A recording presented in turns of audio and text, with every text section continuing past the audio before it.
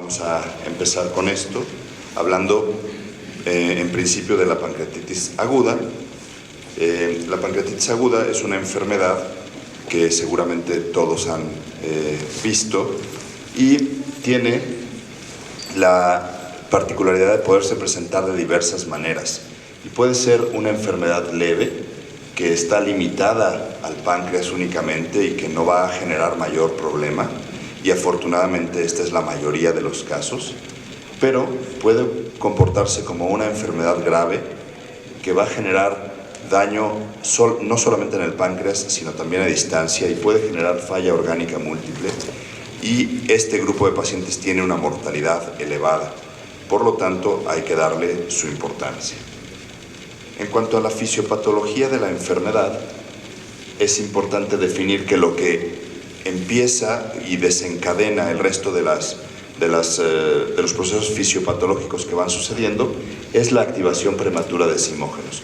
No importa cuál es la etiología de la enfermedad, si tenemos activación prematura de simógenos causado ya sea por el consumo excesivo de alcohol, por hipertrigliceridemia, por hipercalcemia, por algún medicamento o por obstrucción de la vía biliar y de la vía pancreática por litos o por cualquier otra razón, si se activan los simógenos dentro de la célula acinar del páncreas, esto va a desencadenar todo el proceso inflamatorio agudo.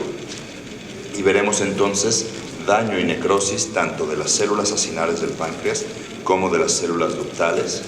Tendremos edema e inflamación. Tendremos disminución de la microcirculación pancreática, lo cual puede perpetuar el daño debido a isquemia. Tendremos liberación de citocinas proinflamatorias y un aumento en el estrés oxidativo. Ahora, yéndonos hacia qué cosas pueden ocasionar la pancreatitis aguda, lo más frecuente es el consumo de alcohol y la litiasis biliar. Ambos son causas que pueden coexistir y que representan hasta el 70% de todos los casos de pancreatitis aguda. Litiasis en la vesícula y microlitiasis, que lo importante es no que estén dentro de la vesícula, sino que tengan el tamaño suficiente para poder salir y avanzar hasta la unión del colédoco con el conducto pancreático y taparlo. Si esto sucede, esto es la causa más importante de pancreatitis aguda. Entonces es muy importante también definir que una persona que tiene piedras en la vesícula tiene riesgo de tener pancreatitis aguda, pero no necesariamente por tener piedras en la vesícula tendrá pancreatitis aguda. Otras etiologías importantes son las variantes anatómicas del páncreas, que son raras, el páncreas dividido, el páncreas anular, cualquier cosa que obstruya el conducto pancreático. Cáncer de páncreas es una causa frecuente en personas arriba de 60 años. Ascaris lumbricoides puede tapar el conducto pancreático igualmente y producir pancreatitis. Causas metabólicas como dislipidemias familiares, hipertrigliceridemia y también la hipercalcemia. Algunos fármacos, el trauma repetido sobre el conducto pancreático principal, como sucede en una colangiopancreatografía endoscópica, en donde hasta el 4 a 7% de los casos puede tener como complicación una pancreatitis aguda. La isquemia, pacientes que han tenido un infarto agudo del miocardio y que tienen bajo gasto, pueden complicar su infarto con una pancreatitis aguda. Algunas infecciones como paperas, el virus de la parotiditis puede causar pancreatitis aguda. Las toxinas o venenos de serpientes y de alacranes igualmente pueden causar pancreatitis aguda, y además tenemos la pancreatitis autoinmune y la genética, que son más bien cuestiones crónicas, pero en algunas ocasiones pueden presentarse como pancreatitis aguda. Y a pesar de que tenemos todo este arsenal de conocimiento médico y de conocimiento etiológico, nos quedamos todavía con un 10 a 15% de pacientes con pancreatitis aguda en los cuales no sabemos qué ocasionó el problema. ¿Cómo hacemos el diagnóstico de una pancreatitis aguda? El diagnóstico es clínico. Tenemos que tener suficiente sospecha y suficiente acuciosidad clínica para poder pensar que el paciente tiene una pancreatitis aguda. El primer síntoma es dolor, y es un dolor abdominal intenso que se presenta en el epigastrio, lo que el paciente conoce como la boca del estómago, y que la mayor parte de las veces es transfictivo. Esto quiere decir que atraviesa hacia la espalda. El paciente no siente que el dolor le da la vuelta, sino que el paciente siente que algo le está atravesando desde adelante hacia la espalda. Además, hasta el 70% de los casos tendrán náusea y vómito. El vómito puede disminuir parcialmente el dolor, pero regresa. Y para hacer un diagnóstico de acuerdo a las guías internacionales de manejo y tratamiento, de diagnóstico y manejo, tenemos que tener 2 de 3 criterios. El primero es sintomatología típica de pancreatitis aguda, básicamente el dolor del que estamos hablando. En segundo lugar, el paciente tiene que tener elevación de enzimas pancreáticas en sangre y, por último, si nos hace falta, una imagen compatible. Si tenemos los primeros 2, la imagen no es necesaria. Entonces, generalmente no hacemos un estudio de imagen en los pacientes que tienen pancreatitis aguda si tenemos un dolor típico y enzimas pancreáticas elevadas. Los estudios de imagen no son necesarios en estos pacientes. ¿Qué enzimas son las que utilizamos para el diagnóstico clínico y en la práctica? Amilasa es probablemente la enzima pancreática más conocida y es la que se ha utilizado por más tiempo para hacer el diagnóstico. Puede ser un criterio importante de diagnóstico si se encuentra elevada más de 3 veces el límite superior. Sin embargo, sabemos que el páncreas solamente es responsable del 40% de la producción de amilasa y hay otras condiciones no pancreáticas que pueden elevar la amilasa. Por ejemplo, alguien que tenga parotiditis, alguien que tenga síndrome de Sjögren, alguien que tenga alguna patología intestinal o biliar, también puede elevar amilasa aún sin pancreatitis. Por lo tanto, tenemos que tomar en cuenta esto y la sensibilidad no es tan alta con una buena especificidad. Afortunadamente tenemos a la mano también la lipasa. La lipasa es otra enzima pancreática que puede ser útil en el diagnóstico y sabemos que no hay otras fuentes importantes de lipasa más que el páncreas. Las glándulas salivales producen una cantidad muy pequeñita y el estómago produce una cantidad muy pequeñita de lipasa. Además tiene la ventaja de que permanece más tiempo en suero que la amilasa y esto nos brinda la posibilidad de hacer un diagnóstico cuando el paciente lleva ya varios días o incluso semanas sintiéndose mal. Tiene una sensibilidad un poco mayor y una muy buena especificidad para hacer el diagnóstico. Si tenemos un peso y tenemos que pedir solamente un estudio, entonces yo pediría lipasa y me ahorro la amilasa. Ahora, si con los datos clínicos que tiene el paciente y con las enzimas pancreáticas no llegamos a confirmar un diagnóstico o tenemos duda del diagnóstico porque la sintomatología del paciente puede no ser la más clásica, entonces podemos echar mano de estudios de imagen. El ultrasonido clásicamente se ha utilizado para estudios de la vía biliar y de la vesícula. Como la mayor parte de las causas de pancreatitis aguda es esta, entonces el ultrasonido tiene un papel importante solamente si la sospecha etiológica es que se trata de una pancreatitis biliar. El páncreas no es muy fácil de ver con ultrasonido, sobre todo cuando hay distensión abdominal, porque si recordamos, el ultrasonido viaja solamente en sólido y en líquido, pero no en aire.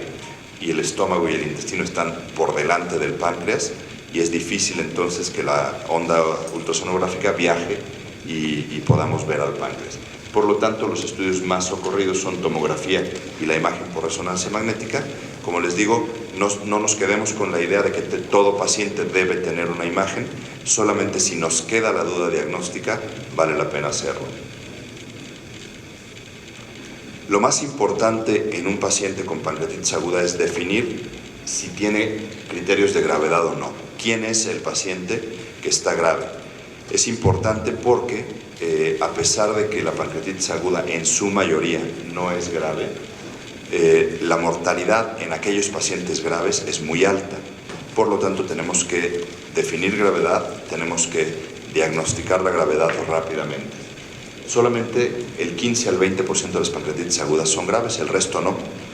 Y si tomamos en cuenta el 100% de los pacientes con pancreatitis aguda, solamente 2 a 3% de ellos morirán por la pancreatitis aguda. Pero si los separamos por grupos, el grupo de los leves y el grupo de los graves, el 30% de los pacientes que tienen una pancreatitis aguda grave morirán a causa de la pancreatitis. Por lo tanto, empieza a ser un padecimiento más importante.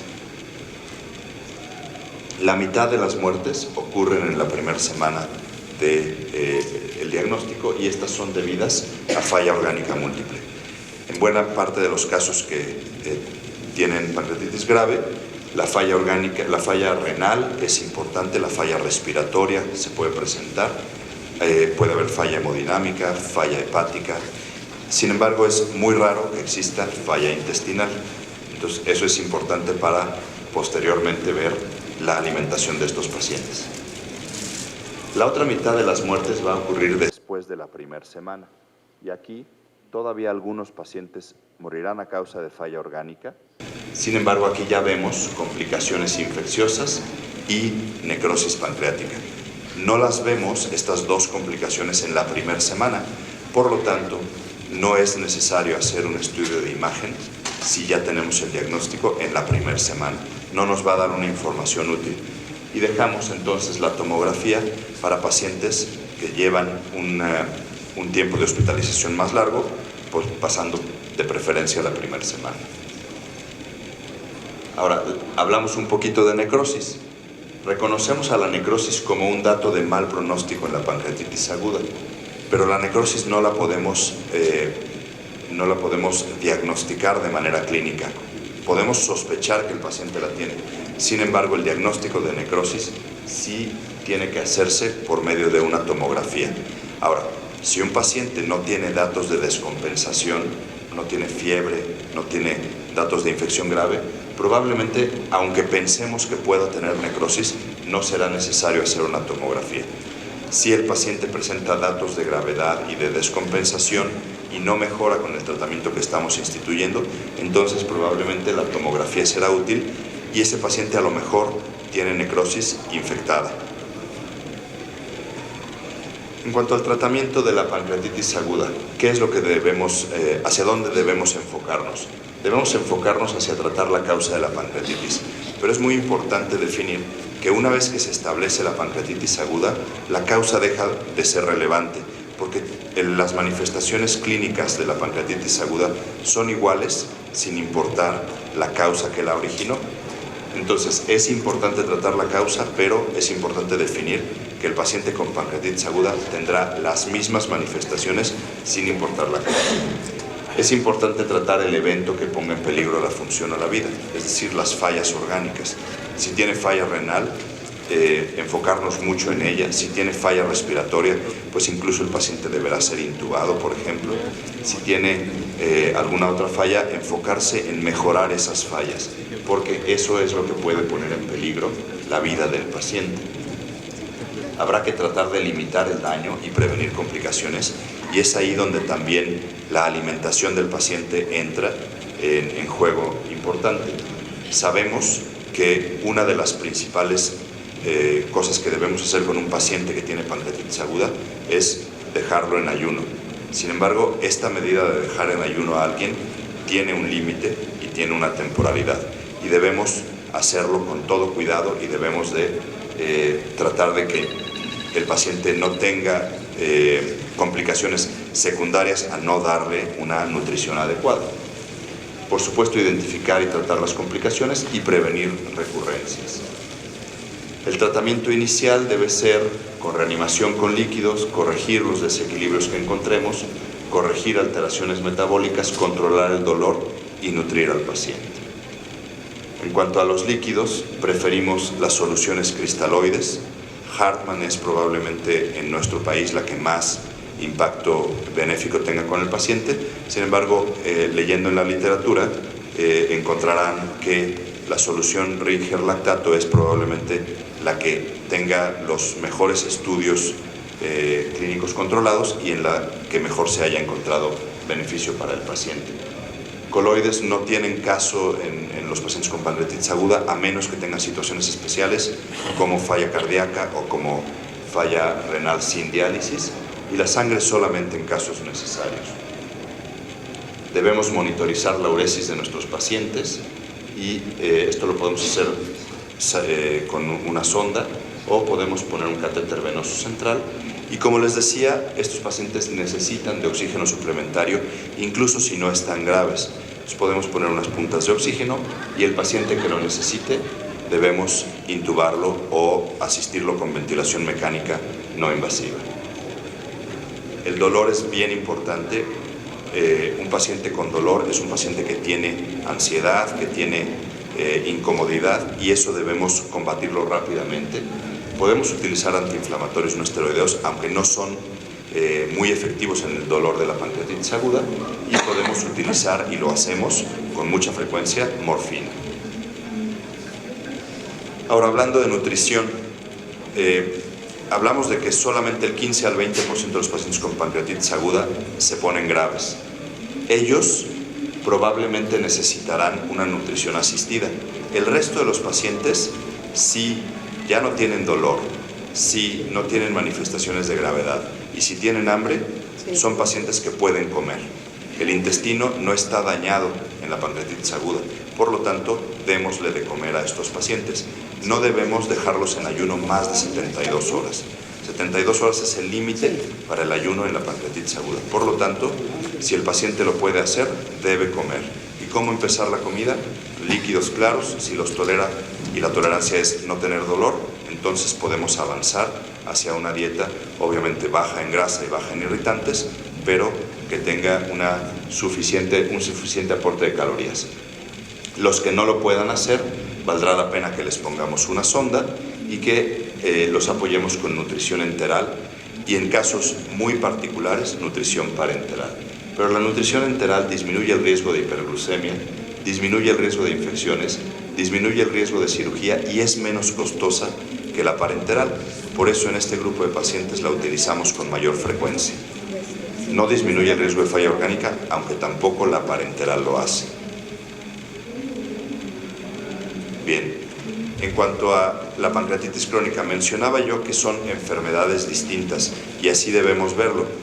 Los pacientes con pancreatitis aguda, en su mayoría, no van a desarrollar nunca una pancreatitis crónica. Pero es muy importante definir que lo crónico y lo agudo no tiene que ver con el tiempo, tiene que ver con el tipo de inflamación que se genera. Los pacientes que tienen una pancreatitis aguda tienen un determinante muy rápido, que puede ser una piedra o puede ser el alcohol, y va a generar una inflamación aguda del páncreas. Los pacientes que tienen una pancreatitis crónica tienen un daño progresivo e irreversible del parénquima pancreático y de los conductos, que no sucede en las pancreatitis agudas. Puede haber alguien que tenga 6 pancreatitis agudas y no desarrolle una crónica, y puede haber gente que nunca en su vida ha tenido pancreatitis aguda y que tiene pancreatitis crónica, porque ha tenido un daño progresivo e irreversible. Entonces, eso es bien importante de definir. Son dos entidades separadas. El resultado final de la pancreatitis crónica es la insuficiencia endocrina y exócrina, y es una enfermedad que no es tan frecuente como la pancreatitis aguda. La mayor parte de los pacientes, la etiología es el alcohol, aunque frecuentemente vemos que este grupo de pacientes, además del alcohol, tienen un tabaquismo importante, y el cigarro es un factor de riesgo independiente al alcohol para pancreatitis crónica. Otras causas de pancreatitis crónica son la hipertrigliceridemia, la hipercalcemia, está la pancreatitis autoinmune y la hereditaria, pero vean cómo tenemos un buen número de pacientes que no sabemos cuál es la causa de su pancreatitis crónica. Probablemente tenga que ver con algunas mutaciones genéticas que no hemos descubierto aún. La etiología de las pancreatitis crónicas es muy fácil de recordar con esta mnemotecnia que se llama TIGARO, y es la clasificación que encontramos en la literatura. T de tóxica y metabólica, I de idiopática, G de genética, A de autoinmune, R, que es el pequeño grupo de las pancreatitis agudas recurrentes que desencadenan posteriormente una crónica, y la O de pancreatitis obstructiva, obstrucción crónica del conducto pancreático. Las manifestaciones clínicas de la pancreatitis crónica pueden ser muy sutiles y son, a pesar de que el dolor es la principal, puede ser un dolor muy distinto del de la pancreatitis aguda. Y el retraso diagnóstico se da de acuerdo a que la mayor parte de la gente tiene un dolor epigástrico no tan intenso como en la pancreatitis aguda, y entonces se confunde con enfermedad ciopéptica o gastritis, y estos pacientes recurren al omeprazol frecuentemente sin mejoría de sus síntomas, y podemos tener un retraso incluso hasta de 5 años en el diagnóstico de la enfermedad. Posteriormente, y ya en etapas avanzadas, el paciente tendrá mala absorción intestinal, manifestada básicamente como esteatorrea y diarrea, porque hay pérdida de más del 90% del parénquima pancreático, que genera una falta de lipasa y por lo tanto una falta de digestión, y es más una mala digestión que mala absorción, pero que genera posteriormente una mala absorción. Y además tendrán insuficiencia endocrina y tendrán diabetes secundaria. La evaluación inicial es bien importante. Tenemos que tener una historia clínica exhaustiva, fijarnos en los antecedentes familiares. Un paciente o una persona que tiene familiares con pancreatitis agudas de repetición o con pancreatitis crónica o con cáncer de páncreas puede ser una persona que tenga una probabilidad mayor de tener una enfermedad pancreática. Por lo tanto, hay que fijarnos en ello. La historia de consumo de alcohol y de tabaco son bien importantes para conocer el riesgo por este lado, y sus medicamentos, no porque los medicamentos causen enfermedad crónica, sino porque puede ser que esté tomando medicamentos para triglicéridos o para otras enfermedades que pueden degenerar en una pancreatitis crónica. La exploración física es muy importante. Y en cuanto a exámenes de laboratorio, no hay ninguno que nos haga un diagnóstico de pancreatitis crónica. Sin embargo, triglicéridos y calcio son importantes porque podemos con ellos definir si el paciente tiene estas dos patologías que pueden desencadenar una pancreatitis crónica. Lipasa y amilasa en estos pacientes no son relevantes, no las vamos a encontrar ni elevadas, ni normales, ni elevadas, ni disminuidas, sino que normalmente las vamos a encontrar en números normales. Y solamente en cuadros de dolor agudo valdrá la pena hacerlas para ver si el paciente además tiene una pancreatitis aguda secundaria a su pancreatitis crónica. Esta es una radiografía de abdomen en donde podemos ver las calcificaciones pancreáticas. Todo esto puntilleo blanco son calcificaciones que determinan muy bien la silueta pancreática, y este es un paciente que tiene pancreatitis crónica sin duda. Cuando vemos esto, calcificaciones pancreáticas, nos enfrentamos precisamente a un paciente con pancreatitis crónica.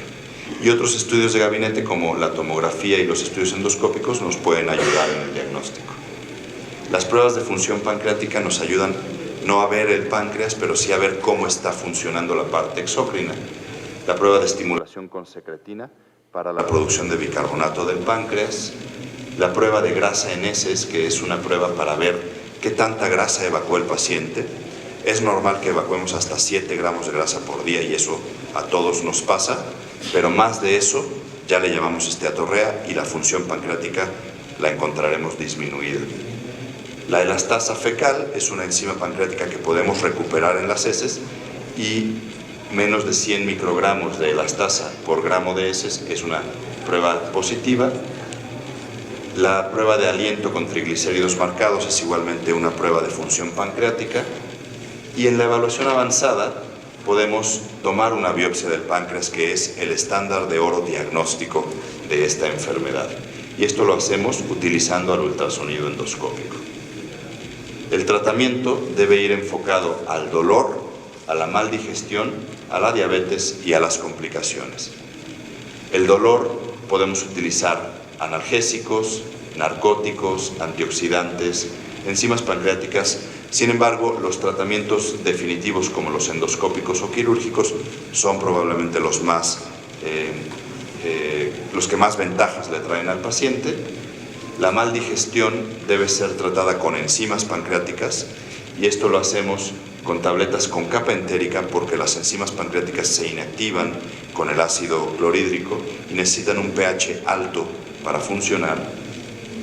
Las debemos dar con los alimentos, no antes ni después, y podemos combinar esto con inhibidores de la bomba de protones para aumentar el pH, y con antibióticos si el paciente lo necesita.